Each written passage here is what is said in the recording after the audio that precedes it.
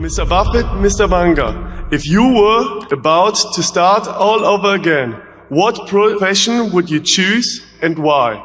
I would choose what I do because A, I have fun at it. I'm reasonably good at it. I meet a lot of interesting people through it. No heavy lifting. It fits me. But that's not advice for you. I mean, you have to find out what's your passion in life. You know, it's a terrible mistake to kind of sleepwalk through your life because unless Shirley MacLaine's right, you know, it's the only one you're going to have. And I was very lucky in that I found my passion early. I mean, that's not easy. You know, that takes some luck. It just so happened my dad was in a business that had a very small office and he had a bunch of books down there. And when I would go down there on Saturday or after school, I would start reading those books and it turned me on. And this was before Playboy actually existed. And so, you know, that was just plain lucky. You know, if he'd been a minister, I'm not so sure I would have gotten quite as enthused about visiting the office.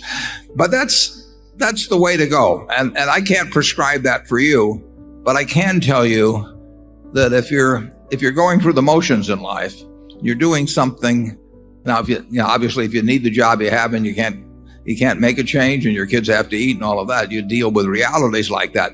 But when you're in a position to make choices, you know, I always tell the kids that come visit me, I tell them, go to work for an organization you admire or an individual you admire. That means that many of them become self-employed, but the idea, you know, you can't get a bad result. I went to work for Ben Graham when I was 24. I only worked for him for less than 2 years.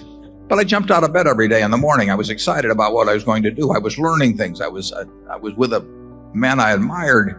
I never asked my salary when I took that job. I moved to New York City and found out what my salary was when I got the check. So just be sure you get the right spouse. That's enormously important. You know, as Charlie says, the problem, you know, is that we talk about that fellow that spent 20 years looking for the perfect woman and then he found her and unfortunately she was looking for the perfect man. So you may have a problem in that respect. But it's enormously important who you marry. I mean, it's a huge decision. You know, if you're lucky in a couple of things like that, you're going to have a happy life, and you're going to behave better as you go along. I mean, it's a lot easier to behave well when things are going your way and you're enjoying your work and you're thinking about things every day that are the kind of things you like to think about. And Charlie has a lot better advice than I have on that. Go to it. Well, of course, you'll do better if you develop a passion for something in which you have a considerable aptitude.